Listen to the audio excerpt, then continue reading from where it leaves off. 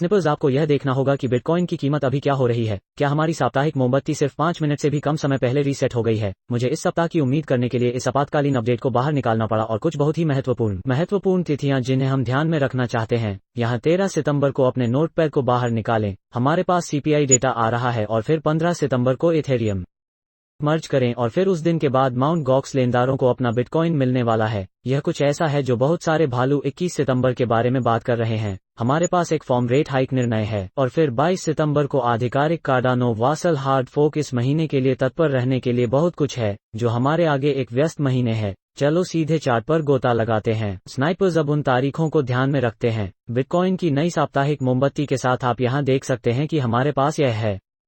पिछले हफ्ते से अनन्य मोमबत्ती यह उस घोटाले से पहले सप्ताह के शरीर की सीमा के भीतर रही और उससे एक सप्ताह पहले हमारे पास एक मंदी की मोमबत्ती थी जो संकेत देती थी कि हम संभावित रूप से इस नए साप्ताहिक किंडल के साथ इन नए साप्ताहिक मोमबत्तियों के साथ यहाँ कुछ नकारात्मक पहलू देख सकते हैं।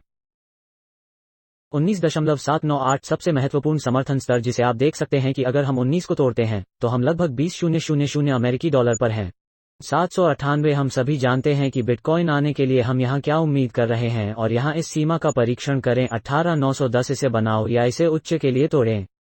अगर हम 18 को तोड़ते हैं तो कम 9/10, तब बिटकॉइन संभावित रूप से 17,204 पर कम और फिर तेजी के मामले के लिए जा रहा है।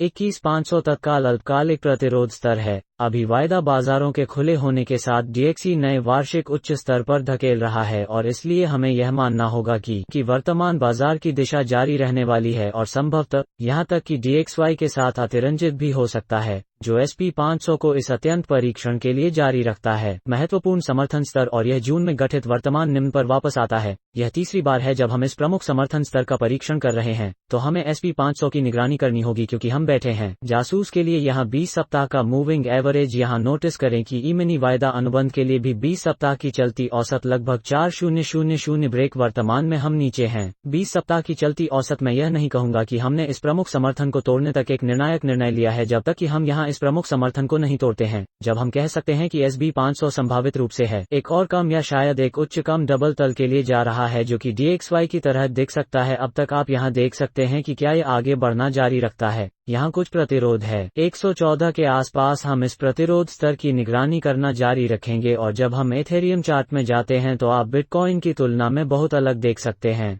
1440 पर, जो 2018 का पिछला सर्वकालिक उच्च है। यह मजेदार है क्योंकि एथेरियम ने उसी समय बिटकॉइन का परीक्षण किया था, लेकिन क्योंकि बिटकॉइन चार्ट के प्रमेय ने वहां से कुछ ताकत दिखाई थी, एथेरियम मूल्य को उन लाभों को रखने की अनुमति दी जो बिटकॉइन अभी तक आयोजित नहीं हुए हैं। आप अभी भी देख सकते हैं कि इस पिछले साप्ताहिक ओपन से ऊपर जाने की कोशिश कर रहे हैं। मर्ज 1618 में आना प्रमुख है। एथेरियम के लिए प्रतिरोध, यदि हम ऊपर से टूटते हैं तो यह 1760 और फिर 1980 के दरवाजे को खोलता है, जो कि सबसे अधिक सूचित प्रतिरोध स्तर है जिसे हमने हाल ही में अस्वीकार कर दिया था, उस बड़े $2,000 के मनोवैज्ञानिक संख्या के नीचे। और फिर हमें निगरानी करना जारी रखना होगा कि जासूस के खिलाफ बिटकॉइन के लिए यहाँ क्या हो रहा है।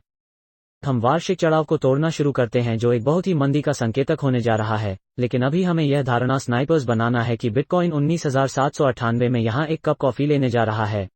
जब तक हम यह देखना शुरू नहीं करते हैं कि इक्विटी बाजारों का क्या होता है, तब भी बिटकॉइन के लिए 17,600 से नीचे वार्षिक चढ़ाव को तोड़ने का कोई औचित्य नहीं है। मैं यह नहीं कहूंगा कि पहली टुकड़े यह इंगित कर रहे हैं कि यह अभी तक मेज पर है जो बाद में आ सकता है, लेकिन अभी के लिए हम निश्चित रूप से एक प्रमुख स्तर का परीक्षण कर रहे हैं ताकि संभावित रूप से यहाँ 18 उच्च स्तर का निर्माण किया जा सके।